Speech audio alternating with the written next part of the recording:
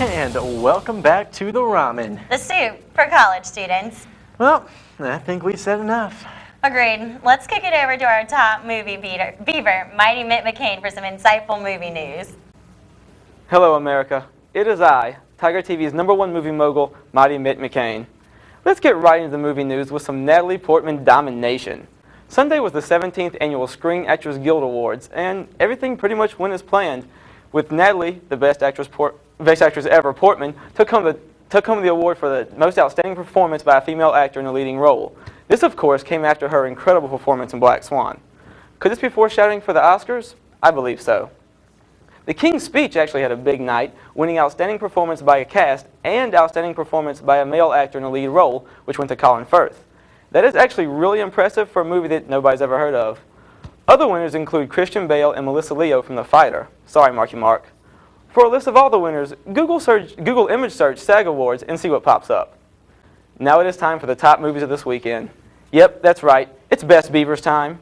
The Right, starring Anthony Hopkins as an exorcist, came in at #1, grossing more than $14 million. Okay, all I have to say about this is creepy. Like seriously, buy a nightlight and some pull-ups before you see it. Of course, Natalie Portman stayed in the top 5 with No Strings Attached, bringing home the #2 spot.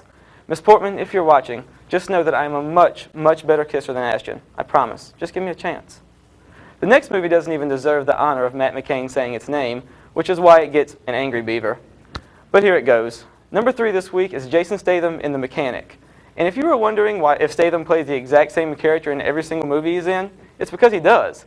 Guy Ritchie originally hired him as a streetwise con artist with a background in martial arts, allowing him to do his own stunts in most of his movies.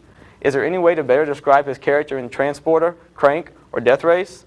So I guess it's hard to call him a terrible actor because he's like Miley Cyrus, in that he never really acts, he just is himself up there. #4 goes to the kosher crime fighter himself, the Green Hornet, which made just over $11 million this week. Yep, people just love seeing a fat Jewish guy pretending to be a superhero with his homosexual sidekick. I'm hoping this one will fall out of the limelight before I have to make any more Jew jokes. And rounding out the top 5 is that movie mystery, The King's Speech. Oh, that's not a beaver. That's that pesky little groundhog Punxsutawney Phil. I don't know how he got up there. Anyway, it's taken me 3 weeks to figure out exactly what this movie is and how it barely manages to crack the top 5 every week, yet it has 12 Oscar nominations. Clearly, viewers have no say in the award winners. Bellatrix Lestrange actually has a starring role in the picture, which can only mean one thing. She and her Death Eater friends have put a hex over millions of Americans, forcing them to see her god-awful movie. Hopefully, the Order of the Phoenix will step in and stop this madness soon.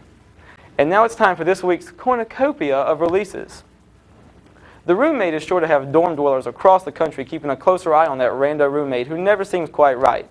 Leighton Meester stars in this Stalker Fest as a mentally unstable freshman who gets a little bit too interested in her female roommate. This looks pretty weird, kind of like rooming with Pizza Girl. But the big fish this weekend is James Cameron's Sanctum. I'm actually really excited about this 3D spelunking adventure, even though there aren't really any big stars in it. I'm trusting you, Mr. Cameron. Please don't let the children of the world down. Well, that's all I have for you loyal viewers today. I gotta get this baby up to 88 and get back to Hill Valley. Stay tuned. Too much. We'll be waiting for you.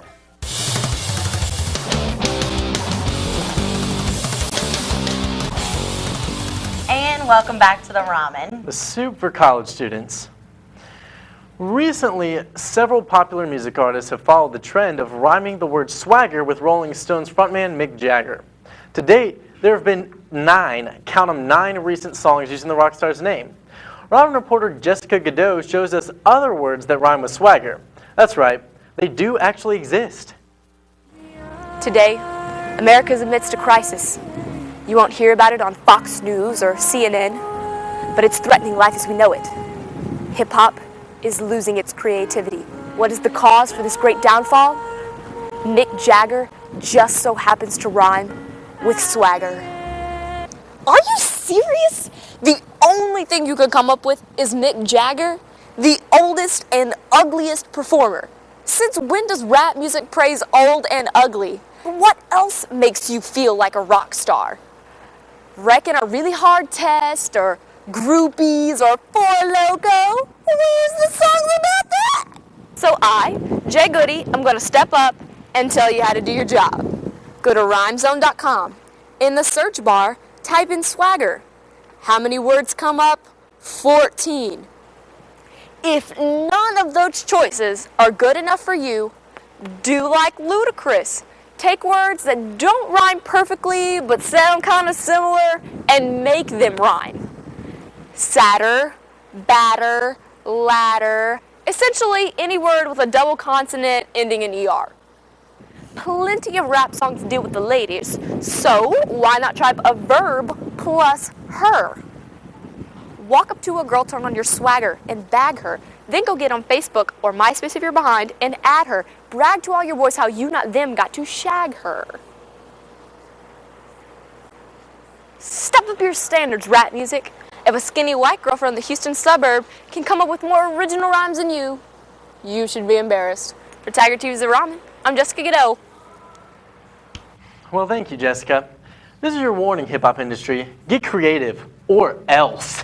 Or else what? You won't buy their songs? Well, yeah. Well, we'll still probably buy your music, but we won't be happy about it. Anyway, I've got to know more about the hip-hop industry. That sounds like a job for Lamar Narcisse. Lamb of the Hammer here, guys. Now, viewers, what happens when 70s rock god lips pair off against Latin butt pads? American Idol judges Steven Tyler and Jennifer Lopez are beefed out. Jenny from the Block is upset with Aerosmith's living legend because she thinks American Idol is all about Tyler. Sorry, Jenny. Not even with the gravitational pull your backside has, the world does not revolve around you. In other music news, the New Kids on the Block singer, Jonathan Knight, is no longer trapped in the closet. That's right, guys. He confirmed that he is a big gay homo, in that order. We've seen in the past what this has done to careers of solo acts and boy banders alike, such as Ricky Martin, Lance Bass, Raz B. So late in his career, maybe Knight can use this to his advantage, like Adam Lambert, Elton John, or even Prince, or the artist formerly known as Prince, or whatever he's calling himself these days. Speaking of gays, B2K's Raz B and the artist Chris Brown continued their Twitter homophobic war. C Breezy taunted Raz B for being a boy band singer and being raped. Raz B stated how Brown is a woman beater and is on the down low. Now, where I come from, my mom, Miss Celestine Booty, always taught me that if you hit a woman, you're a L7 weenie, i.e. Chris Brown. And now for those new album releases this week. The band Motorhead got real explicit on their album, The World Is Yours, with the song entitled Bye Bye Bitch, Bye Bye. The band Cut Copy is pasting their new album, Zonoscope, on your music to buy list. And the Prince of R&B, Lloyd, royally flushed us with yet another album entitled King of Hearts. Last but not least, soaring in your ears will be Backstreet Boys' Nick Carter's album, I'm Taking Off. Backstreet's back, all right. Coming up this Thursday, the varsity will be hosting the Baton Rouge native Benji Davis Project. And on Saturday, the band that gives you the tunes to make you want to down a six-pack, the Randy Rogers Band. Lastly, I am not a human being, and this show is out of this world. Deuces.